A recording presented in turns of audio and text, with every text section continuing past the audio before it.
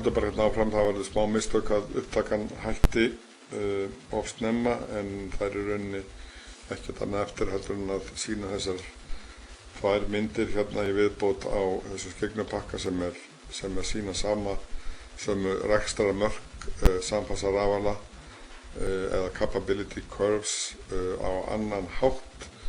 Þessi mynd hérna, hún sýnir þessi rekstrarmörk miðað við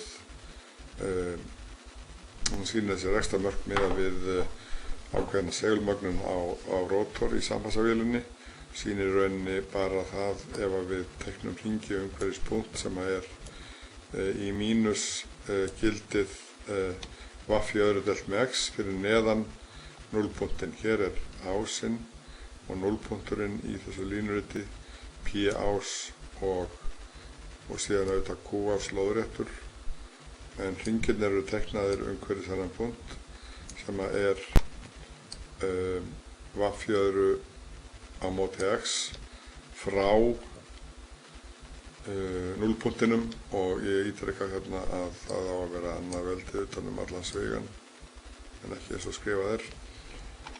Og þetta er síðan safnað saman hérna í þessari mynd fyrir capability curves of synchronous machines. Við sjáum raunverulega sömu áhrif eins og áður var talað um. Það eru tveir hringir. Þessi hérna hringur er teiknaður punktinn y sem er takmörk vegna segulmögnunarstrauma. Þessi hérna hringur er hins vegar teiknaður punktinn 0 sem er takmörk vegna akkeristrauma, og mörk þessara hringja eru hérna í punktinum M, og sameiginlegt svæði er síðan skeigðasvæði hérna sem ég er nú að strika ofan í núna til þess að benda á þetta skeigðasvæði. Og við sjáum að annars vegar að ræða rafala og hins vegar mótor, eftir því að vita hvort að P er pósitíft eða negatíft.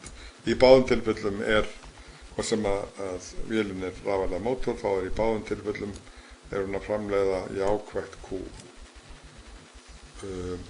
Við sjáum að við náum lengst hérna í punktinum M. Það má segja að við séum lengst frá núllpunktinum. Það er mjög hagkvæmt að fara út maximumgildi á P og við náum sem sagt mestu afli þar út, skulum við segja.